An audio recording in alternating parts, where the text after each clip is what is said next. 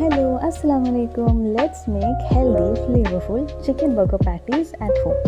അതിനായിട്ട് 900 grams minced ചിക്കനിലേക്ക് പകുതി സവോള മിൻസ് ചെയ്തത്, പകുതി ക്യാപ്സിക്കം, അത് റെഡോ ഗ്രീനോ യെല്ലോ ഇഷ്ടമുള്ളത് ഏതാണെന്ന് വെച്ചെടുക്കാം, അതും മിൻസ് ചെയ്ത്, പച്ചമുളക് ഒരു 10-12 മിൻസ് ചെയ്തത് അതും കൂടി ആഡ് ചെയ്യാം. അതിൻ്റെ കൂടെ ജിഞ്ചർ ഗാർലിക് പേസ്റ്റ് ഒരു 2 ടേബിൾ സ്പൂൺ, അതിൻ്റെ കൂടെ കുറച്ച് സ്പൈസസും കൂടി ആഡ് ചെയ്യാം. Pepper powder and chilli powder എരിവിനനുസരിച്ച് ഇട്ടാൽ മതി. പിന്നെ അതിൻ്റെ കൂടെ കുറച്ച് ഉപ്പും പിന്നെ പുളിക്കായിട്ട് വിനിഗറോ ലെമൺ ജ്യൂസോ ആഡ് ചെയ്യാൻ ഇത് ഫ്രിഡ്ജിലേക്ക് 1 മണിക്കൂർ റെസ്റ്റ് ചെയ്യാൻ വെക്കാം.